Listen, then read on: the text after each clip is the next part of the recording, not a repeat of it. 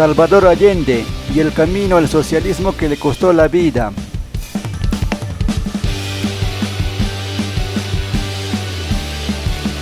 Salvador Allende encabezó un proyecto político que buscó instaurar el socialismo por la vía democrática en Chile. Su programa de gobierno contempló la construcción de un Estado popular y una economía planificada de corte estatal, que finalizó sin pena ni gloria tras su trágica muerte en 1973 y que aún es un misterio sin resolver. Para una parte de sus detractores políticos, Allende se habría suicidado durante el bombardeo al Palacio de la Moneda, mientras que para la otra parte fue asesinado por orden expresa de Estados Unidos mediante la intervención conjunta entre la CIA y las Fuerzas Armadas lideradas por Augusto Pinochet. Entonces, ¿quién realmente mató a Salvador Allende? ¿Y qué intereses si hay los hubo para socavar su gobierno? Estas y otras interrogantes detallaremos en este video. Pero antes de meternos a fondo, no te olvides de suscribirte al canal, darle like al video y activar la campanita de notificaciones.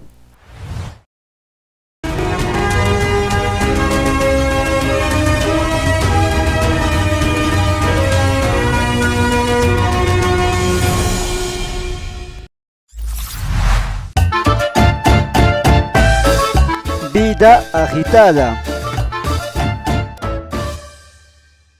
Salvador Guillermo Allende Conces nació en Santiago de Chile el 26 de junio de 1908 en el seno de una familia adinerada y ligada a la política.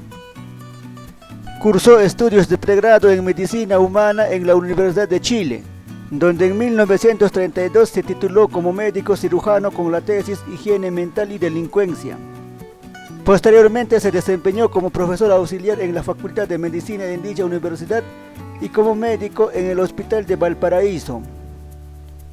El 16 de septiembre de 1940 se casó con Hortensia Bussi Soto, con quien tuvo 3 hijas, Carmen Paz, Beatriz y María Isabel. Esta última se ha desempeñado hasta hace poco como diputada y senadora de Chile.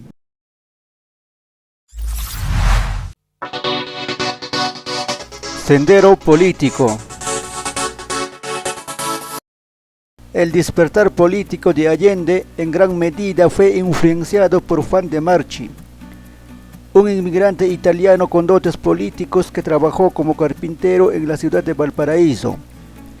Sin embargo, algunos creen que el perfil político que obtuvo Allende fue heredado de sus padres, ya que sus abuelos y bisabuelos fueron masones con ascendencia aristócrata. Lo cierto es que la manifestación política de Salvador Allende recién se expresó durante su época universitaria, donde entró a liderar la Federación de Estudiantes de Chile para promover un sinfín de marchas y protestas contra el gobierno de turno, que en muchos casos terminaron detenidos. Al culminar la universidad participó en la fundación del Partido Socialista de Chile, con el cual logró el cargo de diputado por la 6ª agrupación departamental de Quillota y Valparaíso en las elecciones de 1937. Tras dirigir la campaña presidencial de Pedro Aguirre Cerda, Allende fue nombrado como ministro de Salubridad, cargo que ocupó desde el 28 de agosto de 1939 hasta el 2 de abril de 1942. Sin éxito alguno, candidateó por 3 veces consecutivos a la presidencia de Chile. Pero en 1970, gracias al apoyo de todas las agrupaciones de la izquierda, y en especial la del centro, obtuvo un 36.6% de votos válidos, que según la constitución de la época era suficiente para asumir la presidencia y así sentarse en el Palacio de la Moneda.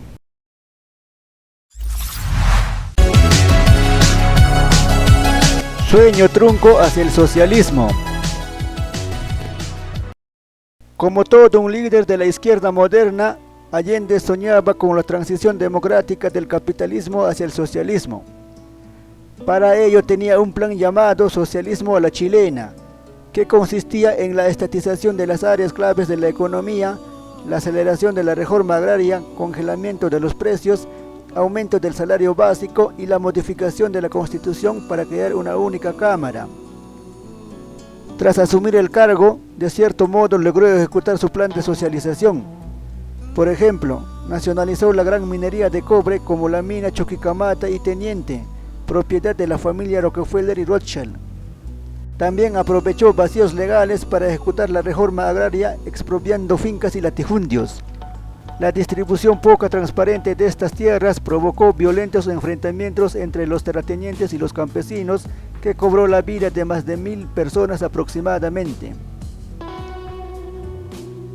Estas acciones de Allende motivaron al presidente de Estados Unidos Richard Nixon y a su secretario de Estado Henry Kissinger a promover un boicot contra su gobierno mediante el bloqueo comercial y la negación de préstamos externos como del Banco Mundial y del Fondo Monetario Internacional.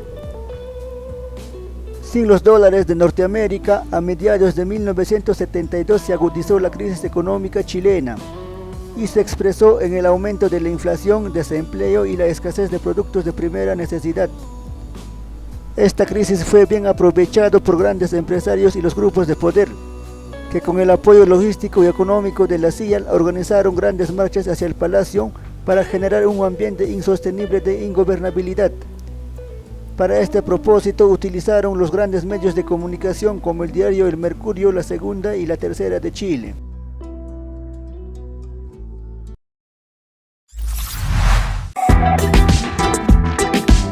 Ataque de furia. En marzo de 1973 se produjo las elecciones parlamentarias. La oposición, agrupada en la Confederación de la Democracia CODE, buscó obtener 2/3 de los curules para poder acusarlo constitucionalmente al gobierno y así desaforarlo, pero lamentablemente no lo lograron. A raíz de esto, gran parte de la prensa, por no decirlo todos, acusaron fraude electoral y convocaron un sinfín de marchas por todo el país. Sumado a esto, el gobierno de Allende aceleró la aprobación de una nueva constitución de carácter socialista, algo que los grandes grupos de poder no lo podían permitir, menos las Fuerzas Armadas. La madrugada de 11 de septiembre de 1973, las Fuerzas Armadas lideradas por Augusto Pinochet tomaron el Palacio de la Moneda y abrieron fuego contra las estructuras del despacho presidencial, para pedir la rendición inmediata del presidente Allende. Sin embargo, él se mantuvo firme a sus ideales y emitió su último mensaje a la nación a través de Radio Magallanes. Al promediar el mediodía, 4 aviones de guerra bombardearon el Palacio de Gobierno, dejándolo gravemente dañado e inhabitable. A las 5 de la tarde del mismo día se conformó una junta de gobierno militar y se comunicó a la población la muerte del presidente Salvador Allende. Entonces, ¿quién mató a Salvador Allende? Para responder a esta pregunta hay 2 hipótesis. La primera, suicidio. El fallo del Corte de Apelaciones de Santiago sostiene que Salvador Allende se habría suicidado con su fusil de asalto AK-47 durante el bombardeo al Palacio de Gobierno. Para ello se sustenta en la versión de 3 testigos que sospechosamente eran seguidores de Pinochet y en una prueba forense ampliamente controversial. El segundo, asesinato. Luis Renato González, testigo clave que estuvo en el lugar de los hechos, sostiene que Salvador Allende fue asesinado por un capitán del ejército al negarse a su rendición.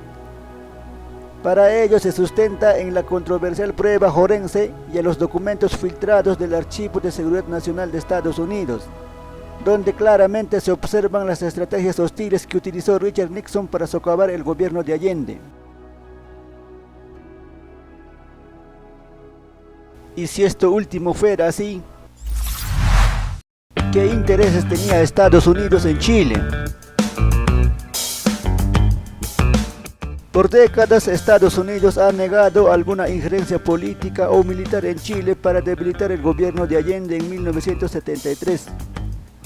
Pero tras la filtración de documentos desclasificados del Archivo de Seguridad Nacional de Washington, hoy se conoce algunos intereses que habría tenido para derrocar al gobierno socialista de Allende.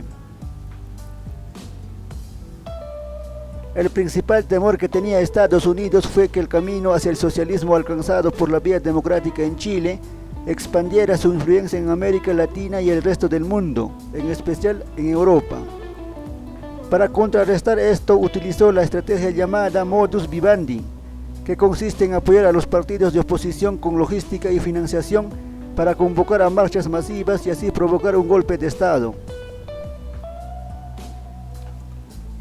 En el contexto de la Guerra Fría, era importante para Estados Unidos la expansión y dominio de sus empresas en el mercado mundial, pero la expulsión de sus inversiones de Chile significó un duro retroceso en la imagen que proyectaba hacia el mundo. Para recuperar la credibilidad y la confianza, un golpe de autoridad era necesario en Chile, y así fue, aunque le costara la vida a Salvador Allende. Para terminar con el video, ¿quién crees que es el responsable de la muerte de Salvador Allende? Leemos tu respuesta en los comentarios. No te olvides de suscribirte al canal y activar la campanita de notificaciones. Quien les habla fue su amigo Alfredo. Hasta la próxima.